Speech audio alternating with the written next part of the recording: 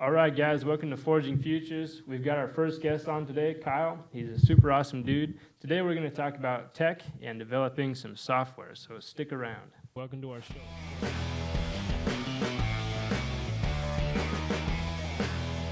Yeah, my name is Kyle Menefee. I am an account executive for a bespoke, fully customizable software company here in Boise, Idaho.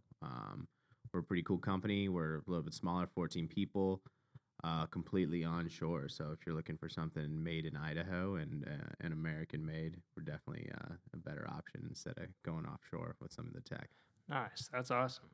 So you guys basically, you take an idea and make it a product, is that right? Or a full-on software? Yeah, so there's a few different ways to go about it. So we do both internal and external facing applications. What that means is like an external facing one or a customer facing one would be like an end product to an end user, like in the app store.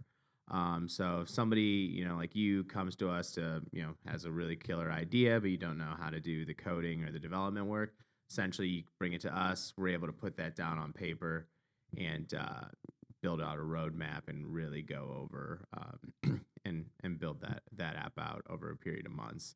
Some of the other options for applications, that we see are internal facing. So that would mean like somebody comes to us that has an issue within their company, like something that they're trying to automate or just make easy. It's like typically somebody, who gives me like a value proposition of kind of like, well, what can you do for me? It's like, well, I got to tell them like, well, honestly, since we're customizable and I don't have a solution, it's like I got to know what your problems are. So essentially figuring out, what people's problems are and help internally. So that is another options for the apps as well. And then the third thing that we usually run across is app rescue. So a lot of times you'll have an idea and you'll just hire your buddy or somebody to build out the app. So that's just one guy.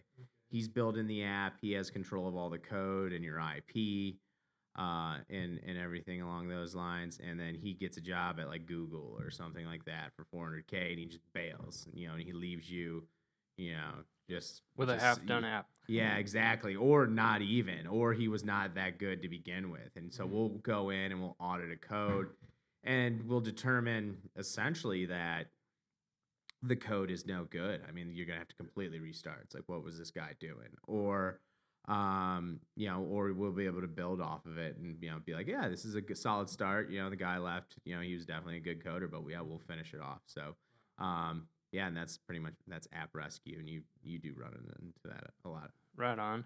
What would you say your breakdown is at your company? Do you have a pretty even mix of things, or is it more toward one side or the other? It's mostly, it's mostly brand new projects, start to finish. And that's typically what we like to do. Wow. We like to, bring on new things that are creative to help build, kind of bring something alive. We're not tweakers. We don't like, the app rescue is a little different, but it's like if you have an existing piece of software and you want us to tweak it, that's not something we like to do. There are companies that do that. Okay. It's like if you wanted to, it's like, oh, I got this piece of software, but I want to do just a little bit different. It's like, it's really not something, just because it's not very innovative. So, one of our core values at Matraex is always innovating. So, if we're doing just like tweaks like that, it's not very innovative. Have you had a lot of successes with that? What's that? Just bringing things to life, like you were saying. Yeah. Overall, as a company, we have had a good amount of success of bringing things to life. I mean, we are American based, so that something that we do run into a lot of times is a sticker shock value. Just because building onshore is going to cost probably 3-4 times more than what it's going to cost in India, Eastern Europe, or over in Nigeria or something along those lines. But but yeah, I mean, we have some cool things we've brought to light. We've done things for Idaho Hospital Association, Penn State, Madison Square Garden, most recently the Idaho Lottery app. And so those are a variety of differences of applications as well, that some are in native apps, React Native, which is a new language that codes in both Android and iOS simultaneously, and then web-based apps as well. Wow. So and just a general term for apps. I'm going to use that for all Oh, yeah. custom software. Like any custom software nowadays is an application. Huh, So that makes sense. yeah. So what would be the advantage with going with somebody here in America versus offshore? There's a couple advantages. Time differences Okay. is one. So say you do go with an American company, but they're all offshore. You're more than likely going to have a like an account manager or or a project lead, whose language English is a second language. So there's a language barrier. There's a time barrier. A lot of times they don't fully grasp the ideas as well as what you're trying to do. That so makes sense. a lot of times people who will end up going to us will be like, yeah, I've gone to 5 companies. They can't grasp the idea fully, and they're not able to, just basically collaborate on something. And so that's another big reason as well. And a lot of times people just want, something made in America as well. Makes sense. Right on. Come down to communication. That's what it sounds like to me.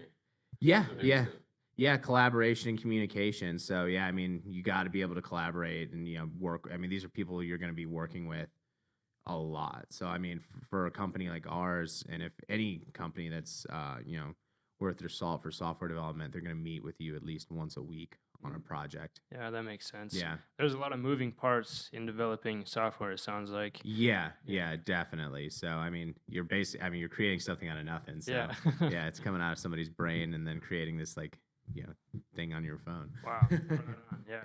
So what's been the most successful app that you guys have developed so far? I mean, thus far, probably one of the bigger ones would be for the Idaho Hospital Association. So, all of us living here in Idaho, it's a pretty rural state, and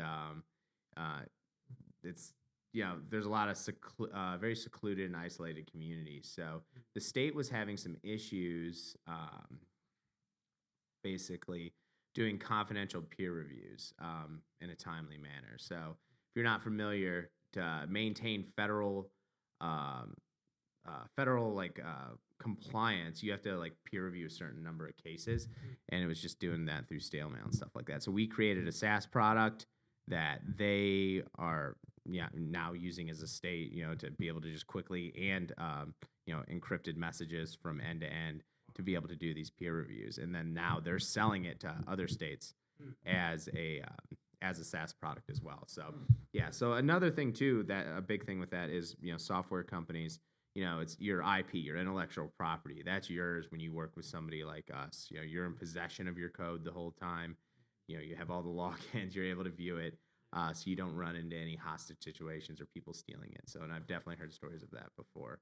But yeah, so that's kind of one of the more successful projects that we've done over the last year. Wow, that's pretty cool. Yeah. How long does it take?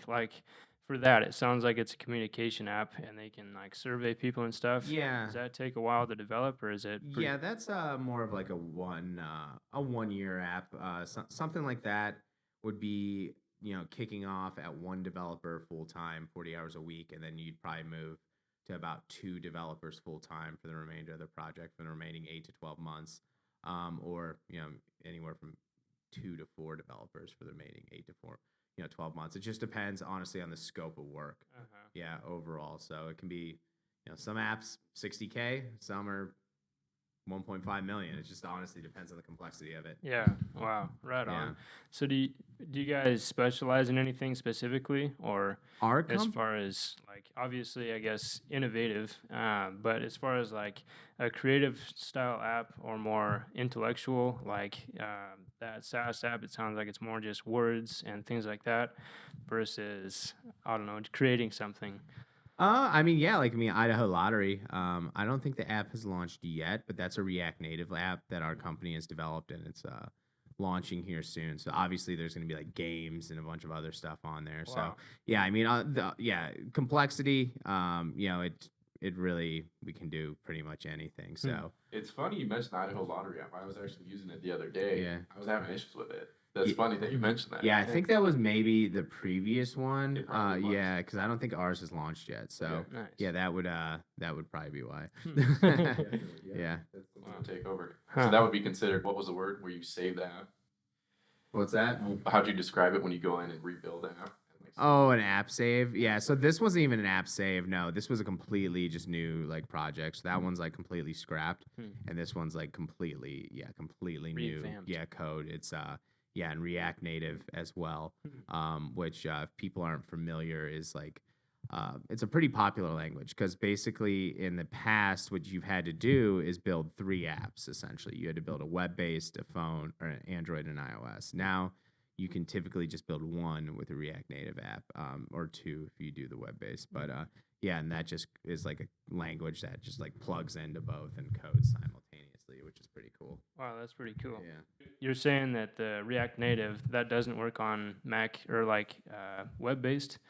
Yeah, so you'd still have to create a web-based app. Okay. Pretty sure. So, but yeah, it does take away, if you're just building mobile apps, it's a good way to go. Because typically, you're building 2 apps, basically cut your costs in half. If you did do the React Native code, then is it easier then to create a web-based app once the other ones are created? It probably should be. I mean, it's still going to take the same amount of time because you got to build it out. But at least you kind of know what direction you're going. Right. I suppose like the actual code isn't architected out, but the what the app's functions are. So, and if you want, if you want your web-based app to function kind of like a mobile app, it just depends on the overall functionality that you want. Yeah. That makes sense. On each one. Cool. So I guess if they had an idea and they wanted to create an app, what would be the proper sequence of things that they should do to do that? So creating an app is kind of interesting. What I always like to tell people is to create an MVP. So that stands for minimum viable product. So really write an essay, like 3 to 5 paragraphs, kind of like what your app is going to do, what kind of functions it's going to have, and what the overall end goal is. And then if you're tech savvy, you should be able to do this. If you're not, kind of look into what an MVP is and how to list out features. But our website Matraex.com has links to all this information that shows kind of blogs and how to build an app and what the process is as well. But so essentially, like if you come into a first meeting with all your features lists written down, it gives us a good direction to build off of. And so basically, like what I like to tell people is put your features in a list of most important to least important, like what has to be in it, what doesn't, like phase 1, phase 2, phase 3, just building that out because, essentially, the first phase is, get through it and it's, it's going to be expensive. So if some things don't have to be in there right away, add them later. And at least we know what those features are in the future. So then we know that we're going to add them and be able to have that. So we're not like coded into a corner to where it's not able to eventually add them. That's pretty so cool. Be able to make a pivot if we need to. Yeah. So basically, they first need to start out with basically writing it out on paper what the app is actually going to do. Yeah. And then from there, they come talk to you guys. Is that? Yeah. Essentially, the overall process is you'll typically talk to somebody like me who's in sales. So I'll give you a conversation and do the initial. Is the app even feasible? So is one of them, and then of course doing some price checking. So typically, a response I get when I do some price checking is like, how much do you think? I'll ask, what do you think an app costs? Yeah. And typically they're like $5,000 or something like that, and that's when it's just like we're way off because an app is gonna cost $60,000 minimum, and most of the proposals that I've been putting out are $250,000 to over $1 million. So so somewhere in that 250 to 7-figure range is what you're looking at to build a custom piece of software. So that's why it is important to know how to code if you can build it yourself. But if you have to outsource it, essentially you're going to have to do in the industry what we call is bootstrap it. So you're going to have to do some self-funding, figuring out how to get it going, or doing some pre-sales and things of that nature. But getting these things spoken about with an app developer like Matraex will really help further you along in the process because the costs and what you got to do, and then you got some direction. Yeah, exactly. And then and An IP loan is kind of tough to get, but when banking restrictions loosen up, that could be, if you have a really good idea, it could be something that that makes sense. Kind of gets things going again. Yeah. I think you kind of need to prove it to them if you're going to a bank. Yeah. Intellectual property loans are really tough because there's no physical asset. Yeah. There's no collateral, so they don't get anything back if it's lost. Mm-hmm. So, but once you're starting to make some money or turn a profit, it seems to be doing a little bit better or generating some revenue, anyways. Yeah. I guess when you're sorry to interrupt. I guess when you're looking at something, if it's feasible or not, what are some of the things you're looking for? When it's first presented to you? I mean, honestly, if they have like a clear idea, like if they can, without getting like too into details, like, cause I'm not the system architect, so I don't need the real nitty gritty details of like what language they want it in or stuff like that. So, but just like overall, if they have a clear idea, and a general like strong vision, and they're passionate about it, so you don't want to waste anybody's time.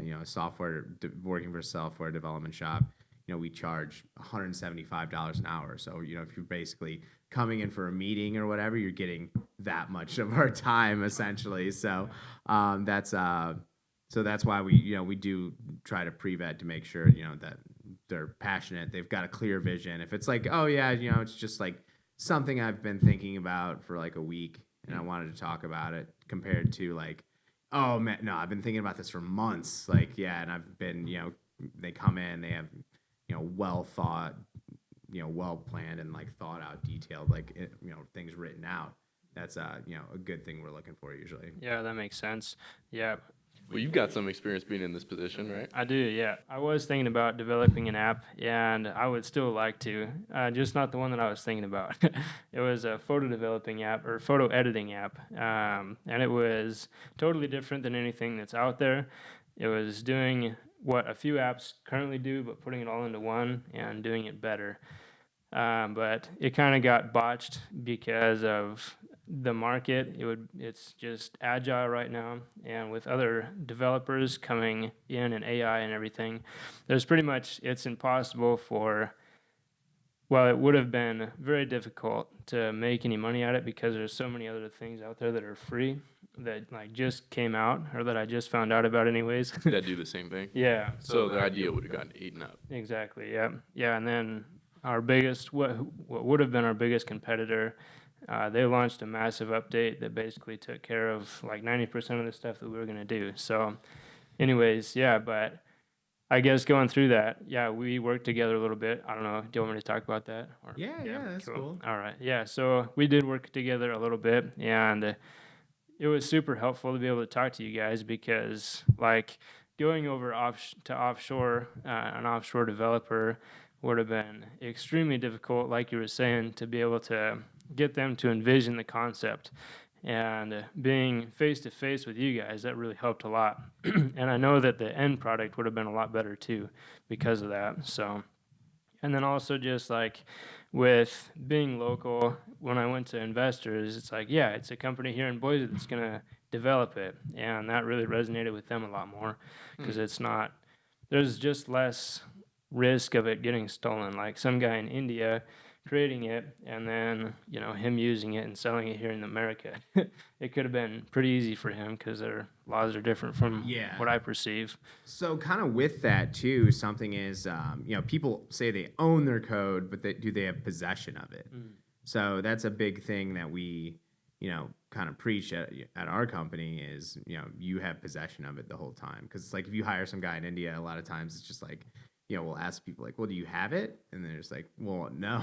It's like, okay, so you own it, but you don't have it. So it's like, can we even get it back? So that's like something that happens a lot of times when you're trying to do, a project rescue. Wow. Yeah. And what happens if something happened to the guy in India? Like, say he just dropped off the map, then what would happen? Yeah, you don't know. Wow. That's crazy.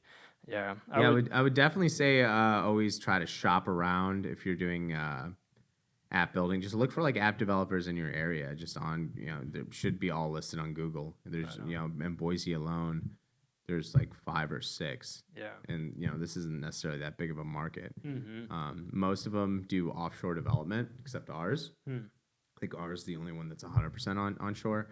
But wow, in the valley, in Boise, yeah, or in the Idaho, I guess. yeah, Wow, that's pretty cool. yeah. Nice. So do they just arbitrage the work? Is that what happens? So they just have teams overseas. I mean, they do good work, but it's it's just like in time tech. Some of our competitors would be like in time tech, App Evolve, Vinyl, and Ventive. So, they all have some brilliant guys working there. They have great system architects and do good work. It just depends, overall. We all vary in price, skill set, kind of, and who your project manager is going to be. Is it going to be somebody here in Idaho, onshore, offshore? It's just like, sometimes they move around.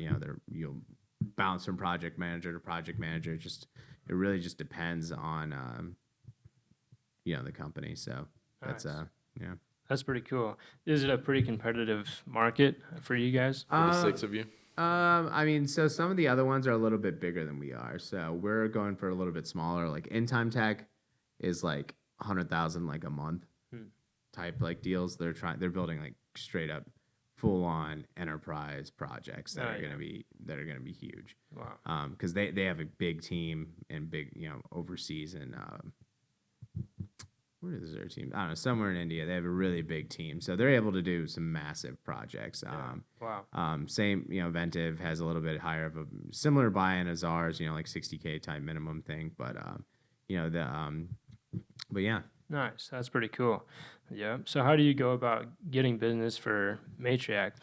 Yeah. So for Matraex, I do quite a bit of outreach. I think the best way, honestly, for any salesperson now is to have a strong LinkedIn profile. Get your connections above 500 for sure. Put some good detailed information. If you have marketing, post as much stuff as you can on there, and then do just campaigns on there. So I'll build out lists on LinkedIn Navigator, and that's the way to do it, because then I can like target companies by size, by job title. It's like, I want to go after like COOs in like Salt Lake City of companies above like 2,000 people, 2,000 employees. Those companies have revenue and money. So I'll, basically just start messaging them. Nice. And, 30 a day like that. Just send out requests. Boom, boom, Just boom. cold messaging, basically. Yeah, exactly. And it has a lot better response than cold calling. So like statistically, you call 100 people, you're going to get 1 to 3 people to answer the phone, and then maybe one good call. Yeah. Yeah, exactly. So if you're doing LinkedIn, it's usually like a 10 to 20% acceptance rate alone of your request. And then I would say like a 5 to 15% reply rate of them actually responding. And you're not getting any like mean messages or anything like that. Yeah, so it's expected on LinkedIn.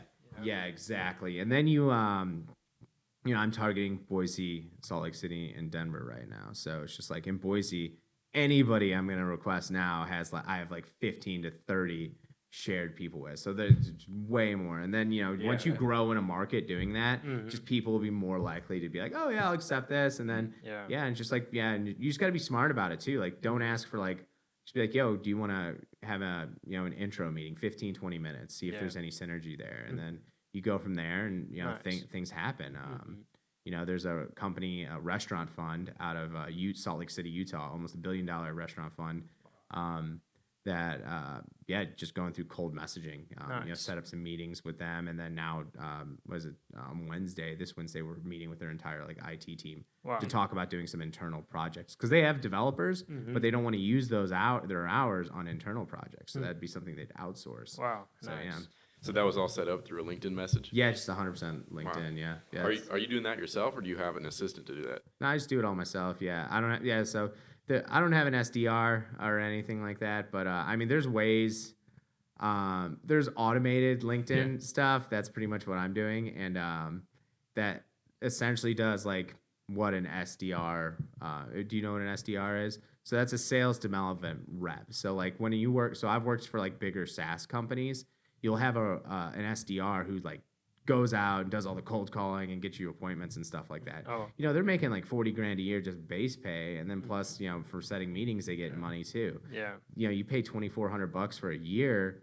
for $100 a month for drip, like something like Dripify or Duck Soup, and then $100 a month for LinkedIn Navigator, and you create these automated campaigns, and it does all their work basically. Yeah, that makes sense. Nice. And it messages 75 people a day for you. Wow, that's pretty cool.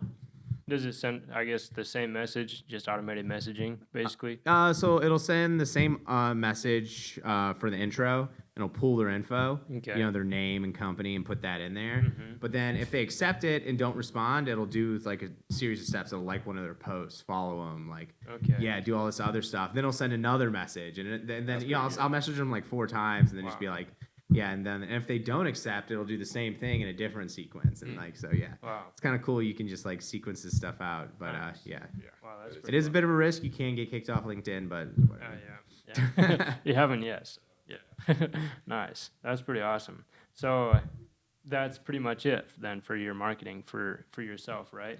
Yeah, I mean, I do that. I do some cold calling as well, and then a lot since I'm in Treasure Valley. It would, in Idaho here, I do a lot of like in-person networking. So, as we were introduced and stuff like that, it was the, through BNI, I think. Yeah. Well, that was my Toulouse connection. So. Okay. Yeah. Right on. Nice. Yeah, that's pretty cool. I would say, networking, whether it's virtually or in person, is extremely important for business because you got to know people. Yeah. Right on. That's pretty sweet. Yeah. So, with the market and everything that you're talking about, I guess if somebody, say they live in San Francisco, for example, would you say that it's pretty important for them to get a web developer or an app developer in their area, or just being U.S. based would be already an advantage? I mean, honestly, it just depends on who you're comfortable working with. I mean, I'm trying to work out of state because Boise's economy is not necessarily the largest in the country, so it's growing, but you got to definitely reach out to some of these more tech-centric areas, like Salt Lake City is called Silicon Slopes now. Right on. Denver's growing as well. So yeah, that makes sense. So when you talk to these executives at their companies, what do you say to them? What's your pitch? What, like when we first meet?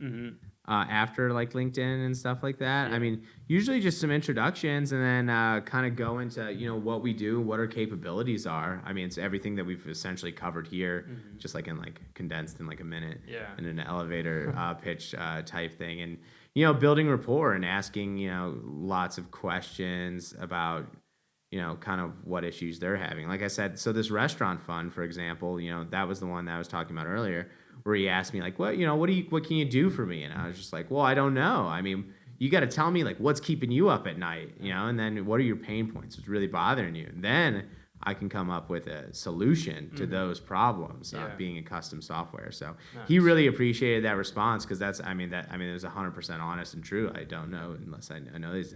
So he's like, I'm really going to think about these and like bring these with my IT team and bring this to the meeting. So Nice.